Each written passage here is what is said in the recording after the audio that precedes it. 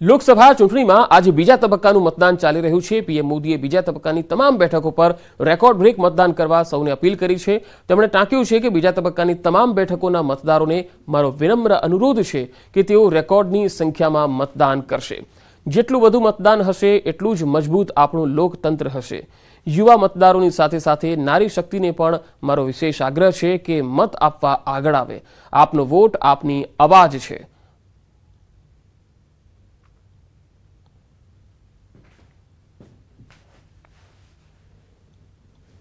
ગુજરાતના પાડોશી રાજ્ય રાજસ્થાનમાં આજે 13 લોકસભા બેઠકો માટે મતદાન થઈ રહ્યું છે, જેમાં સવારથી મતદારોએ જોશ બતાવ્યો। ગુજરાત સરહદ નજીકની બાંસવાડા બેઠક પર શાંતિપૂર્ણ માહોલમાં મતદાન ચાલી રહ્યું છે। સરહદ પરના બાંસવાડા બેઠક પર ન્યૂઝ 18 ગુજરાતીની ટીમ પણ પહોંચી। બાંસવાડા બેઠક પર 10.69 લાખ મતદારો છે અને ભાજપ અને કોંગ્રેસ સહિત 8 ઉમેદવારો વચ્ચે ચૂંટણી જંગ છે। ભાજપના મહેન્દ્રજીતસિંહ માલવિયા અને કોંગ્રેસના રાજકુમાર રોત વચ્ચે જંગ છે। આ ચૂંટણીમાં 1026 મતદાન મથકો પર મતદાન ચાલી રહ્યું છે, જે માટે 1500 ઉપરાંત પોલીસનો ચુસ્ત પહેરો છે। બાંસવાડા બેઠક પર 303 અતિસંવેદનશીલ મતદાન મથકો પર સાવચેતી રખાઈ રહી છે।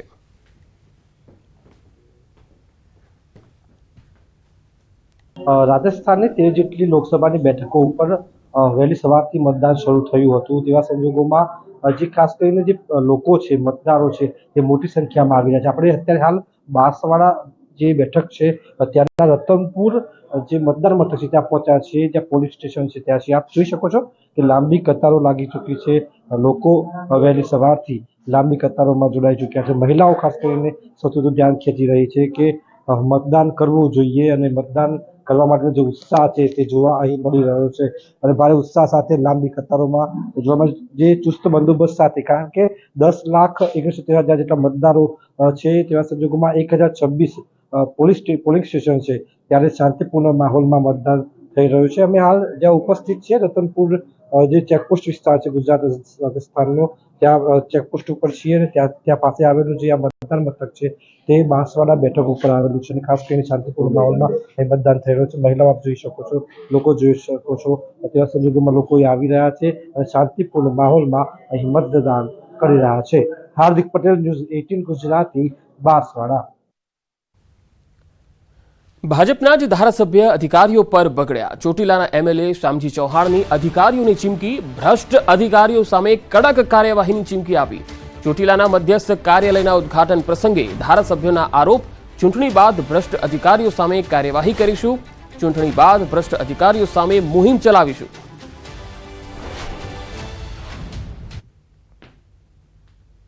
સરકારમાં ઘણા બધા અધિકારીઓ સારા છે, ઘણા બધા અધિકારીઓ એવા છે કે ભારતીય જનતા પાર્ટીના કાર્યકર્તાને પણ છોડતા નથી। આવા અધિકારીઓ જોવા મળે છે। પ્રજા, ખેડૂતો, ગરીબોને હેરાન કરે છે, ત્યારે પણ આ લડત ન્યાય માટે અમારે તમારી પણ જરૂર પડવાની છે। છેલ્લી 7 તારીખની રાહ જોઈએ છે। 7 તારીખ પછી જે ભ્રષ્ટ અધિકારીઓ છે ને પાર્ટીના કાર્યકર્તા, ખેડૂતો અને ગરીબ લોકોને હેરાન કરે છે, એના માટે હું તમને કહું, જબરજસ્ત અમે મુવમેન્ટ ચલાવીને લડત લડવાના છે કે અમે તમારા માટે, તમારા કામ માટે અધિકારીઓ સાથે લડવું પડશે તો લડવા તૈયાર છીએ। ભ્રષ્ટ અધિકારીઓ જે ભારતીય જનતા પાર્ટીના કાર્યકર્તાને નુકસાન કરે છે ને એના માટે અમારી તૈયારીઓ છે। તો વાહન ડિટેન કરવાનો ઉલ્લેખ કરી ધારાસભ્યએ આ ચીમકી આપી અને તેમણે કહ્યું છે કે 7 તારીખ પછી અમે આવા ભ્રષ્ટ અધિકારીઓ સામે મુહિમ ચલાવીશું। રાજકોટથી તમે શરૂ થાવ બામણબોટ સુધી લગભગ એ હાઈવે ઉપર 7 થી 8 જગ્યાએ ચેકિંગો હોય છે। એમાં આ વિસ્તારના ઘણા બધા લોકોને ખૂબ જ ત્યાં પરેશાન કરતા હોય છે અને રોકવામાં આવે છે, એના વાહનો ડિટેન કરવામાં પ્રયાસો થાય છે। ત્યારે અમારી ફરજ છે કે હું ધારાસભ્ય તરીકે અમને જેટલા ફોન આવ્યા છે એમાં એક વાહનનો દંડ નથી થવા દીધો, એક વાહન ડિટેન નથી થવા દીધું। આણંદ લોકસભા ચૂંટણી અને ખંભાત વિધાનસભાની પેટા ચૂંટણીમાં ફરિયાદનો મામલો। ભાજપના મિતેશ પટેલ અને ચિરાગ પટેલે આચારસંહિતા ભંગ કરી અને પ્રચાર કર્યાની જે ફરિયાદ થઈ હતી, આ મામલે ચૂંટણી અધિકારી દ્વારા સ્થળ તપાસ કરીને ચકાસણી કરતા ભાજપના બંને ઉમેદવારે પ્રચાર માટે ધાર્મિક સ્થળનો ઉપયોગ કર્યાનો રિપોર્ટ સબમિટ થયો। રિપોર્ટ અને પુરાવાના આધારે ચૂંટણી પંચે આણંદ લોકસભા ભાજપના ઉમેદવાર મિતેશ પટેલ તથા ખંભાત વિધાનસભાની પેટા ચૂંટણીના ભાજપ ઉમેદવાર ચિરાગ પટેલને કારણદર્શક નોટિસ પાઠવી। 2 દિવસમાં ભાજપના બંને ઉમેદવારોને નોટિસનો જવાબ રજૂ કરવા જણાવવામાં આવ્યું.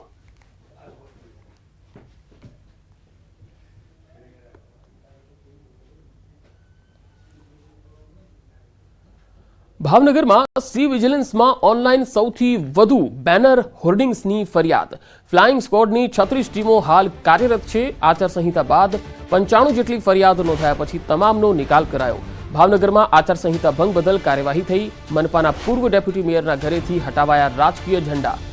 મેપાનગર વિસ્તારમાં આચારસંહિતાને લઈને આ કાર્યવાહી કરવામાં આવી.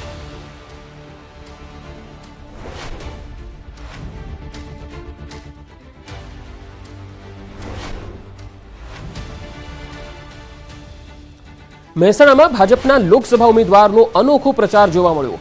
વિસનગર તાલુકાના વાલમ ગામે ગાડામાં બેસીને પ્રચાર કરતા જોવા મળ્યા. વાલમ ગામે પરંપરાગત હાથિયા ઠાઠુ મહોત્સવમાં તેઓ પહોંચ્યા હતા.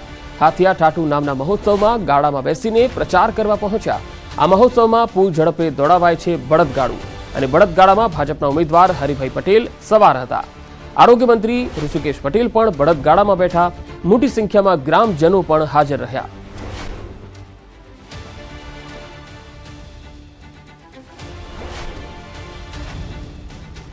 ચૂંટણીનો જામ્યો જંગ અને કેન્દ્રીય મંત્રીઓ ગુજરાત પ્રવાસે છે.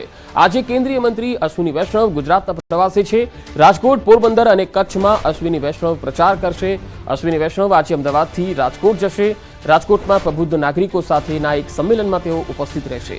તો પોરબંદરમાં ફર્સ્ટ ટાઈમ વોટર સાથે પણ સંવાદ કરશે, જ્યારે કચ્છમાં પ્રબુદ્ધ નાગરિક સંમેલનમાં ઉપસ્થિત રહેશે. સાંજે અશ્વિની વૈષ્ણવ કચ્છથી દિલ્હી જવા રવાના થશે.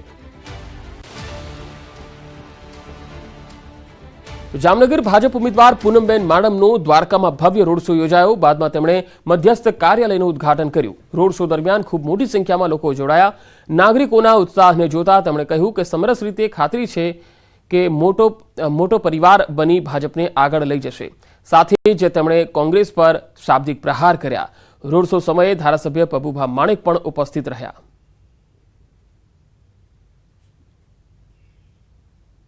સમરસ રીતે મને ખાતરી છે ફરીથી એક વખત મજબૂતીથી ઓખાથી લઈ દ્વારકાથી લઈ અને આમરણ સુધી એટલે કે સમગ્ર જામનગર સંસદીય ક્ષેત્રમાં મજબૂતીથી એક મોટો પરિવાર બની અને કમળ ખીલશે અને એની પ્રતિથી આ નાગરિકોનો ઉત્સાહ. કોંગ્રેસ અગર આજ પણ કંઈ લઈને નીકળીશ તો દાદાગીરી, લોકોને ડરાવવા, ધમકાવવા, મતદાન કરવા બહાર ના નીકળવા દેવા, તમે બહાર નીકળશો તો અમે તમને હેરાન કરશું, આ પ્રકારની વાતો લઈ લોકો વચ્ચે નીકળી છે. વર્ગ વિગ્રહ કરે છે, લોકોને ધમકાવે છે, લોકોમાં જ્ઞાતિ જાતિવાદ ફેલાવે છે, ધર્મવાદ, સંપ્રદાયવાદ ફેલાવે છે. ભરૂચના આમોદ તાલુકાના ગામોમાં ગ્રામજનોએ ચૂંટણીનો બહિષ્કાર કરીને વિરોધ નોંધાવ્યો. આમોદ તાલુકાના ગ્રામ્ય વિસ્તારના લોકોએ રોડ નહીં તો વોટ નહીંની માંગ સાથે આમોદ તાલુકા મામલતદારને આવેદન આપ્યું. આમોદ તાલુકાના વિકાસથી વંચિત મછાસર, માંગરોળ, વલીપોર, દેણવા અને હેતમપુરા ગામના લોકોએ ચૂંટણીના બહિષ્કારના બેનરો લઈ વિરોધ નોંધાવ્યો હતો. 18 વર્ષોથી આ રોડના બનાવવામાં જ આવ્યો નથી અને ગ્રામજનોમાં તેને લઈને ખૂબ જ આક્રોશ છે. કોઈપણ રાજકીય પક્ષના કાર્યકર્તાઓએ પ્રચાર માટે ગામમાં આવવાનું જ નહીં એવા આવેદનપત્ર સાથેની ચીમકી પણ આપી છે. આમોદ તાલુકાના આછોદ, મછાસરા, માંગરોળ, વલીપુર, દેનવા, ઈતમપુરાના ગામજનોએ આજે આવેદનપત્ર આપવા આવેલા છે. આ રોડ એટલો બધો ભયંકર ખરાબ છે કે એના પૂછી વાત. 2-4 ફૂટના લાંબા પહોળા ખાડા પડી ગયેલા છે. વર્ષોથી આ રોડ બની શક્યો નથી. અને હવે બ્રેકમાં જતા પહેલા નજર ટોપ 3 હેડલાઇન્સ પર. આજે બીજા તબક્કાનું મતદાન. 13 રાજ્યની 89 બેઠકો પર મતદાન. 1206 ઉમેદવારોનું ભાવિ ઈવીએમમાં થશે સીલ. કેન્દ્રીય મંત્રી અશ્વિની વૈષ્ણવ ગુજરાત પ્રવાસે. રાજકોટ, પોરબંદર, કચ્છમાં કરશે પ્રચાર. વૈષ્ણવ પોરબંદરમાં યુવાનો સાથે પણ કરશે સંવાદ.